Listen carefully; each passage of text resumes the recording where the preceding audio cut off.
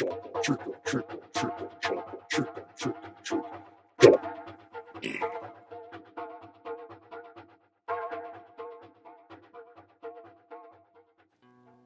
Yeah, these decks are sick. To me, chocolate skateboards is about tasteful, artful, clean, crisp style.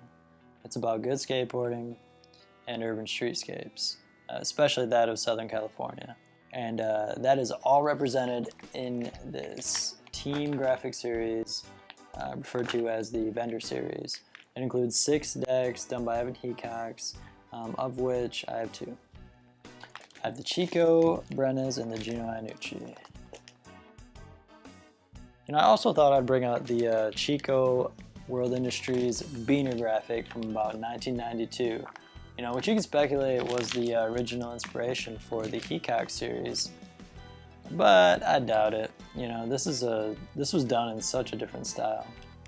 It just so happened to be a Chico model, so it's worth mentioning.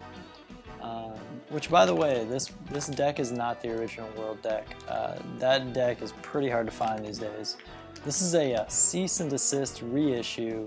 It's a 9-inch football-shaped replica.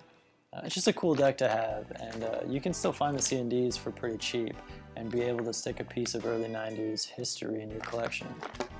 Here is the chocolate Chico Vendor. Look, if you're a fan of chocolate and you want to collect, pick up a whole series, I'm telling you. You won't regret it because they make such great wall hangers, and after a while it gets really hard to track down a whole chocolate series. In the case of the vendors, it became virtually impossible for me. There are 6 decks in the series, like I said, and I'll probably never get the chance to get the other 4. That said, it's the one series that I'd trade any deck in my collection to be able to complete, Though since that's not going to happen, I'll probably post these on eBay just for shits. Buy it now or best offer. And I probably won't actually sell them for quite a while. But I like to give collectors a chance to buy me out or see their best offer. One vendor is probably worth about $500 right now. And I'd probably let one go for about $600 when I'm ready. And I love this series in particular for a handful of different reasons. First of all, they're just gorgeous. Hecox stuck to 4 or 5 different color tones for each deck, and they have very defined lines and heavy contrast, so they really pop when you see them in person. Secondly, they're real urban streetscapes that speak to street skaters. Skating in any large metropolitan area, you could see a street vendor out by the spot trying to sell their shit. They're images that authentically represent street skating, especially in Southern California. And thirdly, and most importantly, this series is one of 3 different works by Hecox that I believe solidified chocolate style forever. The first series being the original Portrait series, which as soon as that dropped, everyone knew how sick those decks were and how much potential those graphics had.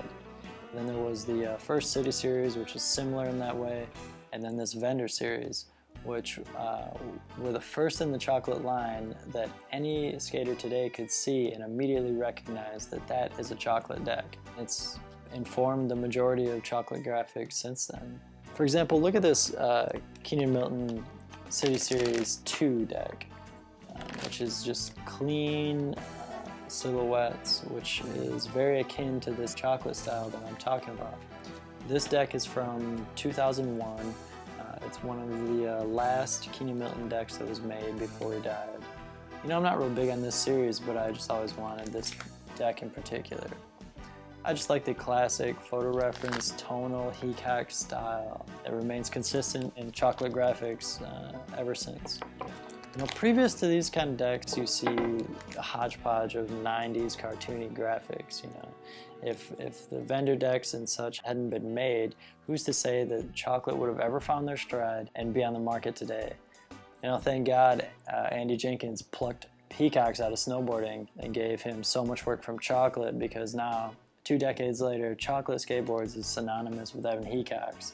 And that dude, despite being in high demand in the skateboarding industry and the art world at large, has remained super loyal to chocolate and he's played a very influential role and a positive role as a result. So I have more chocolate decks to make videos on, but I'm pretty certain that these are the two of the coolest decks I'll ever find, just because of the time period and being able to hold a piece of early artwork that came to define chocolate, which has the sickest graphics out, and ones that are just a staple of collectible skateboard deck graphics of this era. Very sweet.